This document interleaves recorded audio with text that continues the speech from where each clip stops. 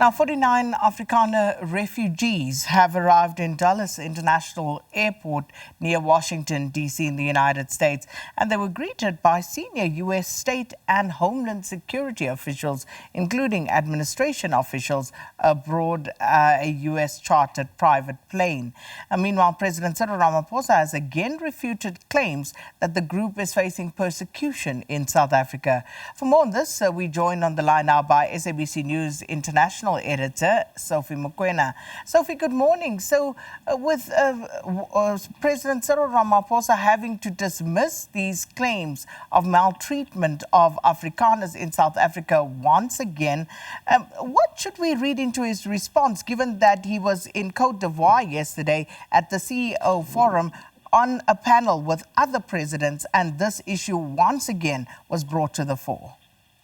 Well, I think he had to respond to the question, particularly at the continental level.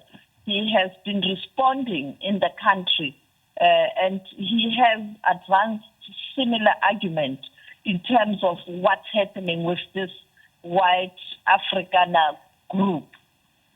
Those who Trump says he intends to give them refugee status, and Trump saying they are being persecuted. Secondly, they are being discriminated against in terms of the laws of the country. Therefore, it was not a new statement. He was merely communicating the message to the continent, because the audience was people mainly from the African continent, and these are CEOs of big multinational companies on the continent. Therefore, it was befitting to explain to captains of industry on the continent what is happening in South Africa. So I think that was his approach, and he took that advantage that here there's a lot of international media, continent is here, and opinion makers are here, and CEOs of African companies are here. Therefore, let me explain what's happening in South Africa, because there has been so much disinformation. And Sophie, also President Cyril Ramaphosa, during that presidential panel, sharing the stage with his Rwandan counterpart, Paul Kagame, and again, given what happened in the DRC, an opportunity once again for them to meet, one would imagine. It was an opportunity to meet. It's not the first time they have been under one roof. You would recall that during the emergency summit of East Africa and SADC in Tanzania, they were there, even though the president arrived late and there was no private meeting.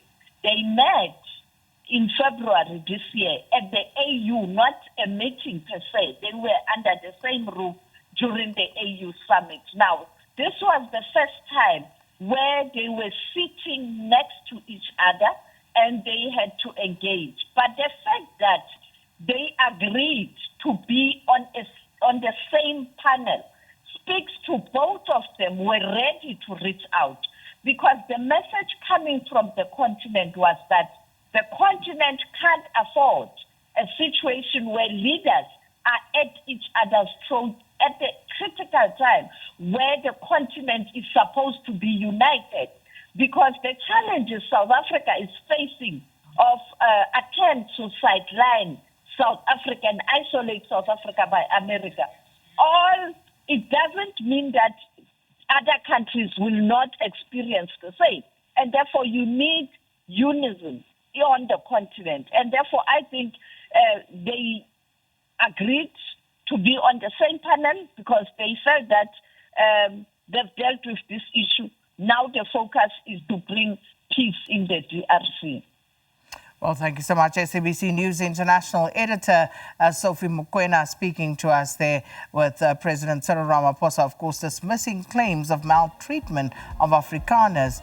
And this, of course, is part of what we're asking as well in our question of the day.